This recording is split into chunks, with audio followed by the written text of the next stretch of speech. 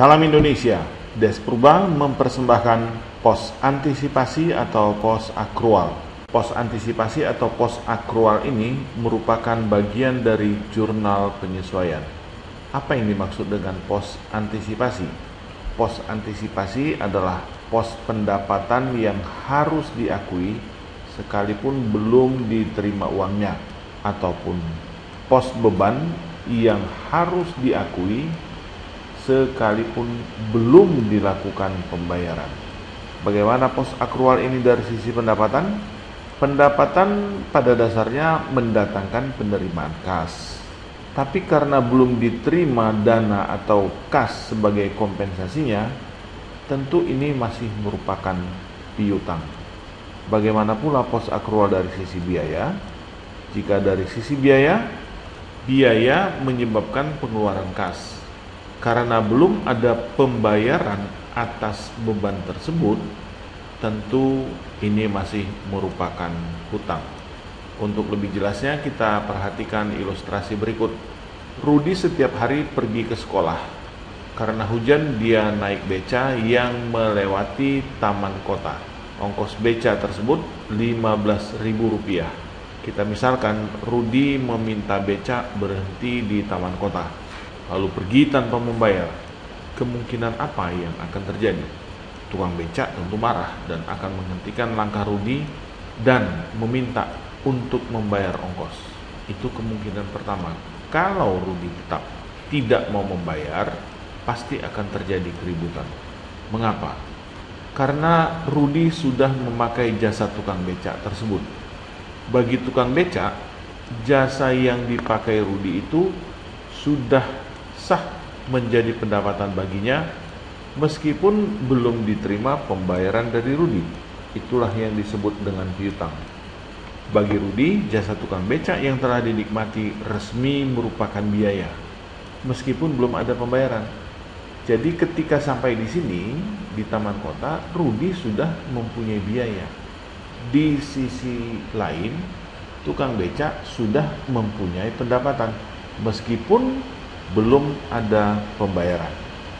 Bukan tidak mau membayar, tapi memang pembayaran itu baru akan dilakukan setibanya di sekolah. Inilah contoh sederhana tentang pos akrual. Ketika sampai di taman kota, ini masih pos akrual. Bagi tukang becak sudah ada pendapatan meski belum diterima.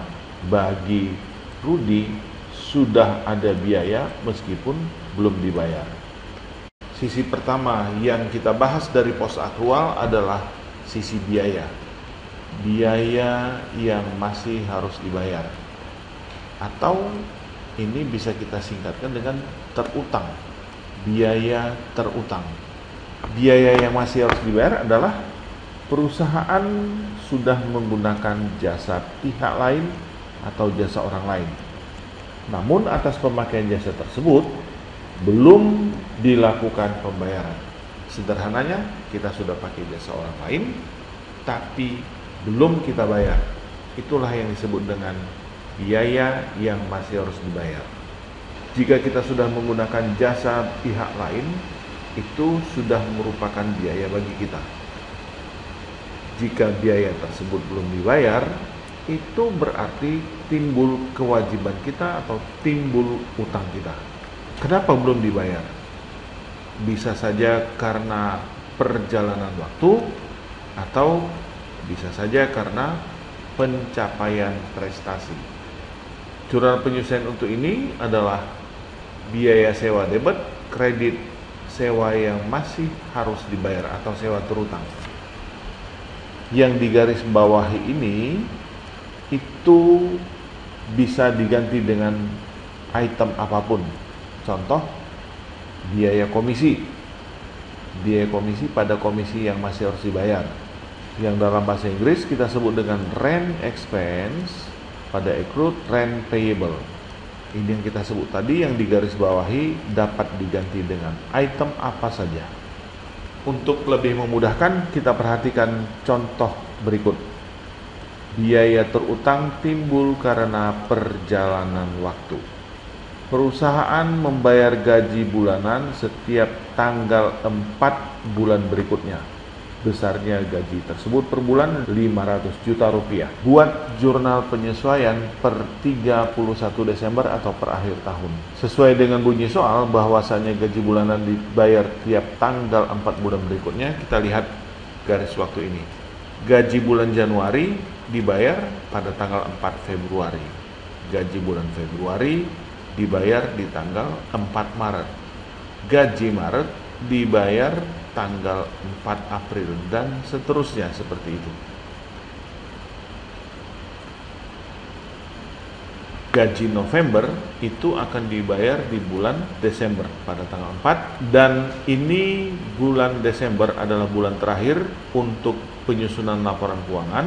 Gaji Desember baru dibayar pada tanggal 4 Januari. Nah, ini adalah tahun berjalan, sementara gaji Desember itu dibayar tanggal 4 Januari. Itu bukan berarti gaji Desember merupakan biaya bulan Januari tahun berikutnya, tetapi itu tetap merupakan gaji dari tahun berjalan ini. Jurnal penyesuaian per 31 Desember, biaya gaji 500 juta, debit dan kreditnya gaji terutang atau gaji yang masih harus dibayar 500 juta. Kenapa harus dibuat jurnal ini? Karena memang bulan Desember sudah ada biaya gaji, tetapi belum dibayar. Kapan dibayar?